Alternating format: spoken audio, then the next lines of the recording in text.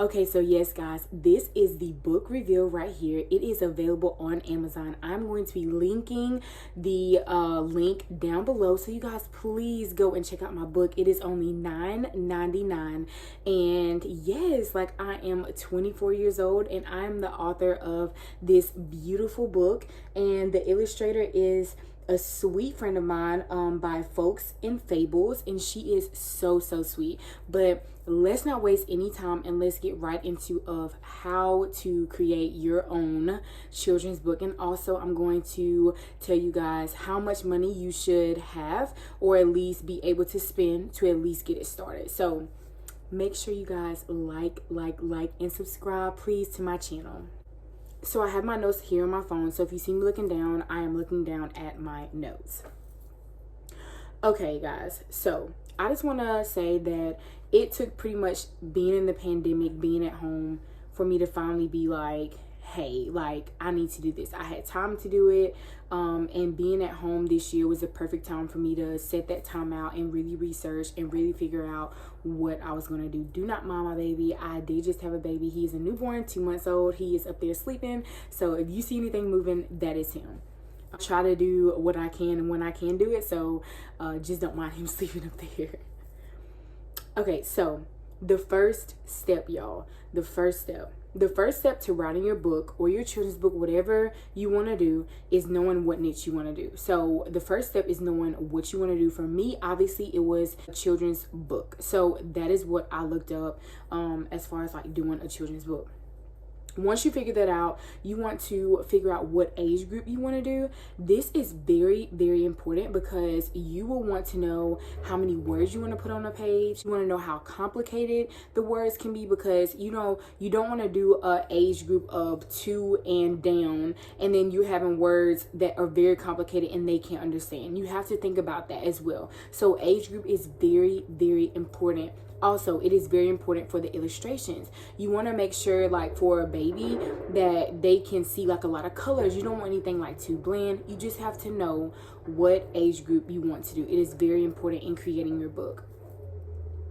Also, so it will help you with how long you want the book. You know, with babies, for me, my little baby girl, she's almost 2 years old, and she, after a certain amount of time, she's clocked out. So like, I can't read her a 10-minute book. She's not gonna be interested at all. So it has to be short, you know. So just know what age group you want to do, because it is very important to know the details of your book.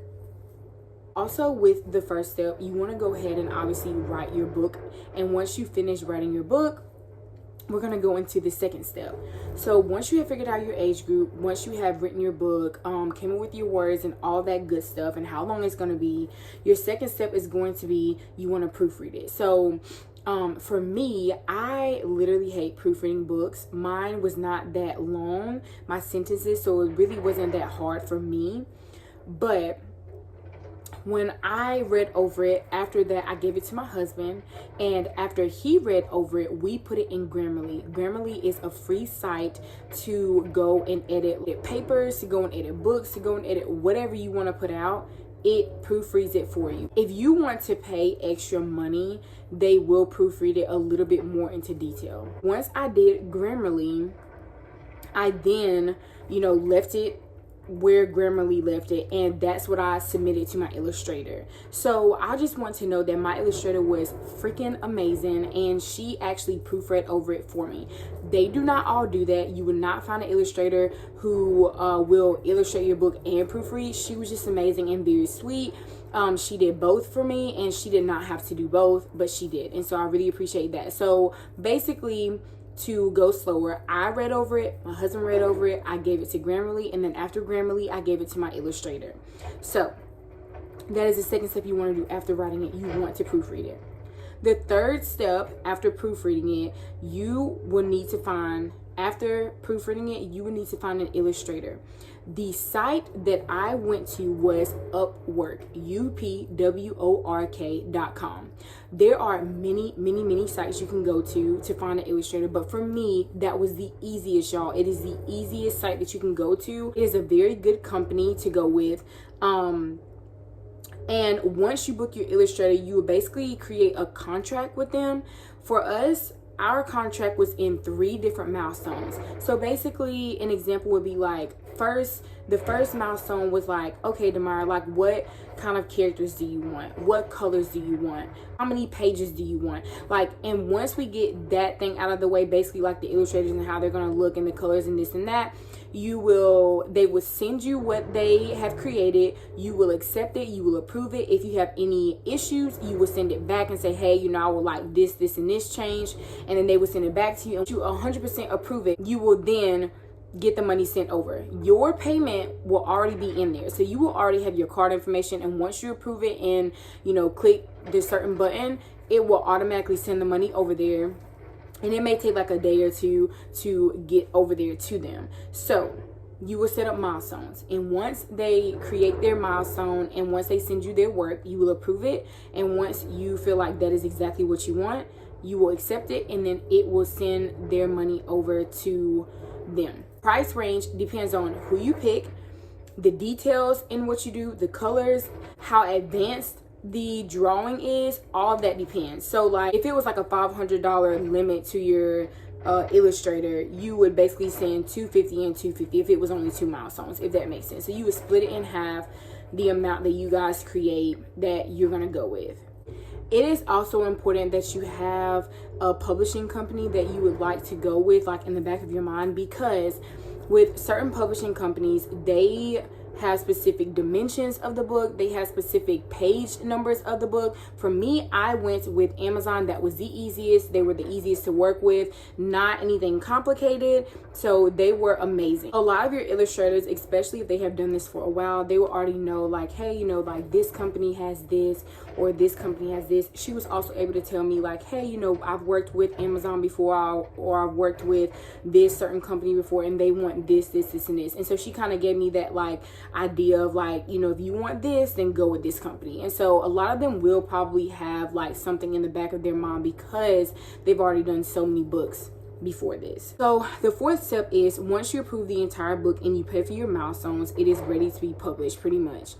I published mine from Amazon as stated before, and you will upload your book and they will tell you when it is right in their standards. So after you have completed all of your milestones, so for me, like I said, it was 3 milestones. After we completed those 3 milestones, I went to Amazon.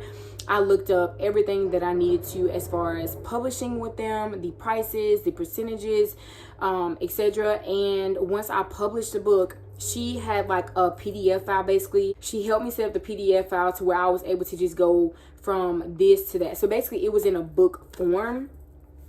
Once she gave me the PDF file, I was able to upload it on Amazon. They will go through the book and they will approve it. For instance, like my book was not enough pages, so we had to go in and we had to literally add this beginning page because it is a very short book, and I had to add this beginning page to my book because it was not enough pages. So specific things like that they want, and if it is not what they want, they will decline it basically, and they'll send you like, hey, you need this, and this. And then of course I was in contact with my illustrator, and she was like, okay, I'll fix it. And she fixed it for me. We put it back in, and it was approved. So for me, that was the only thing that was messed up, is that I did not have enough pages. And so it was super easy. Like I said, they're amazing to go with. My book is, I believe it's 10 pages. So it was not that bad. Okay, so basically once you have put it into Amazon and you have came up with, you know, like the publishing date and etc. and all that good stuff, the last step for me is promoting your book. I have not fully completed this process yet. I am basically putting it out when I put this video out. So whenever you guys see this video, this is the day that I'm telling everybody. There are different things like Instagram. There are pages that will promote your book. Of course, you will have to pay. And that goes into my last step, basically, is knowing how much money to put aside to create a children's book. Realistically, I'm going to be completely honest with you. I think that you need at least $1,000 to start trying to create a book. It is not that expensive, but it just depends on what you want. It depends on how long your book is. You have to pay for each illustration and they can get pretty high in cost. And so you have to know, like, hey, this is what I want, this is what I can afford, etc. So just know what you want to do. And like I said, I would at least start off or have in my pocket at least $1,000 to start this off. And once you promote it and you're just going, hopefully you'll create some sales. It would be so nice if you guys, somebody on here will purchase my book.